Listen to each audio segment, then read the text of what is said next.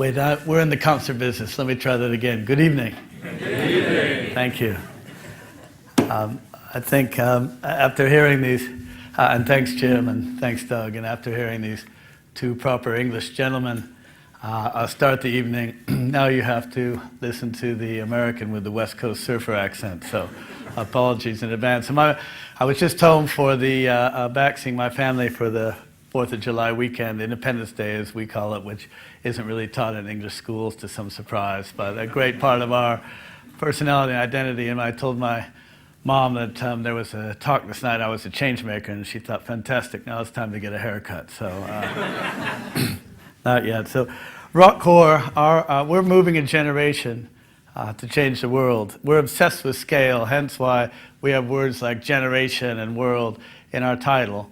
But what really was interesting about this subject, and I'm really thankful to everybody at Green Mondays and everybody here about engaging in this conversation, because really, we think that, let me tell you a story about my involvement quickly. I used to run a nonprofit out in the Midwest in Michigan, and when we used to go to raise funding or support from our corporate partners, we were outside of Detroit, so a lot of time spent in the auto industry. It was also the 90s, and that was another problem with U.S. cars. But whenever you'd go in, and this is before PowerPoint, so you'd probably take in your charts or maybe your Kodak carousel slide projector, and you'd wait to see the person in charge of handing out grants. And you'd sit in a really nice reception area and wait for a long time to talk about your mission and your program. And when you were finally brought in, you'd be walked past a suite of really nice offices. That was the director of marketing. It looked quite sexy, people running in and out. No, son, that's not where you're going. You keep walking down the hall. You go past probably the media director's office, a little smaller, but still really sexy. And then you'd end up maybe down some stairs, probably out to an annex to meet the person in charge of corporate or community relations to fill out a form, and maybe your program would get funded or not. And it really left an impression on me. What if we were doing things that mattered up in those C-suites where a lot of the marketing and communication and the architecture of the brand and how it communicated was done? And that drives a lot of how we think about our program. But quickly, let me tell you first about kind of who we are a little bit, why we do what we do, and how we do it.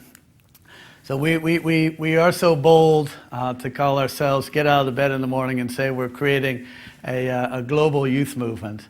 We want to, all the things that we just went through there in terms of the survey, we believe that if we don't engage our young people in community and in conversation, none of them will be possible. So an engaged and active generation is what's really key to us. All based on a simple idea, give, get, given. It's both a call to action. So you come and you give 4 hours to a RockCorps volunteer project, and you get given a concert ticket. So it's transactional that way. But it's also, of course, much more. It's an ethos in which we're trying to communicate. The more that you put into your friendships, to your own development, into your community, into your city, your country, the more you'll get back. So it works quite beautifully that way. We've done over 45 concerts, as was mentioned. We've never sold a ticket. Everybody there has done community action, using the music to engage young people who then go back again and again to do more stuff. And our research and experience shows that that does happen. Use the music to pull them in, and then great things happen.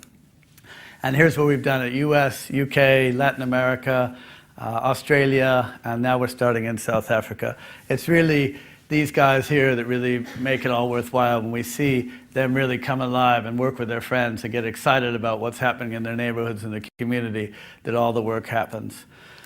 But it really started even way back before, and I've got to call him out because Grady Lee's sitting right over there. There's Grady.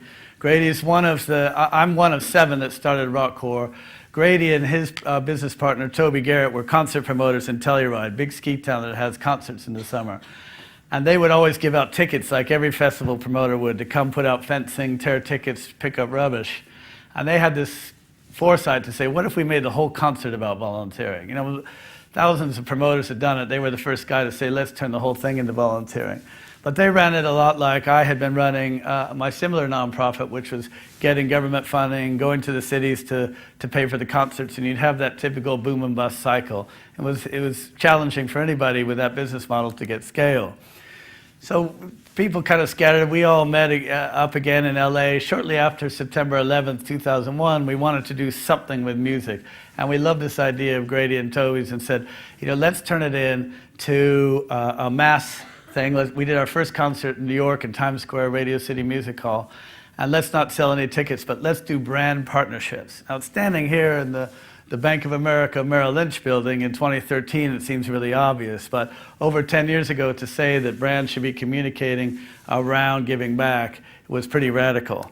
And our idea was that capitalism had won, that the war was over. We wanted to work with the way the wind was blowing instead of fighting against it, which it often felt when we were doing our separate nonprofit organizations.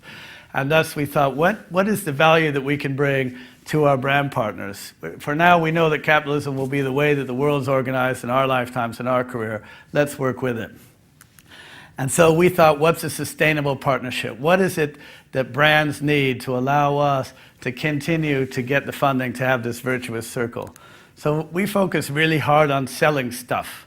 We know that our program is quite good and that we can get young people engaged. It works, the music, the concerts, we can get artists, and great stuff happens to young people who get involved. So how can we get really good at selling stuff? At first when we kind of were wild-eyed dreamers, we didn't know about these things called media agencies that would take your proposal and go in and analyze them to death and see where the value is. So we had to get really smart about how a platform like this can benefit the brand but also allow us to do our work. What's in it together? And so we came up with this, and I won't stay on this slide, but these are the ways that we measure our impact back to our brand partners. We build brand affinity, so shift perception of the brand, of those aware of the program, not just participated. We deliver traditional value. Over here, we engage customers and employee retention in a way that the employees are proud of working at that company. And finally, we extend stuff that you don't normally get in a typical sponsorship. Last year or 2 years ago, Orange won an award from the Prime Minister for their partnership with RockCorps. There aren't that many sponsorship programs out there where people are winning awards, especially in a regulated industry. So each one of these things is quantifiable. This is how we deliver value back to our brand partners. And this is where the virtuous circle of sustainability. I promise you, when Grady first brought me in and we were talking about this thing in Venice, California, I couldn't have dreamed that we'd be here at Greene Mondays in London at the Bank of America Merrill Lynch building. So it shows that this focus on delivering value back to our partner allows us to do what we do, which is these guys here. So that's the story of RockCorps and how we measure social value. It's great that Greene Mondays is doing this specific topic. I said to Jim, we often think that sustainability has been somewhat taken over by the environmental side of things, which is such a key aspect. But for us, sustainability is how do we create long-lasting and global social impact programs, in our case, youth engagement. So now going from rock and roll, we're going to go a step down. We're going to talk about eradicating global diseases. In all seriousness, I'm really honored to share this talk with three other great panelists. And so the next fellow I'll bring up is Craig Williams, who's the Director of Diseases in the Developing World from GlaxoSmithKline. Craig.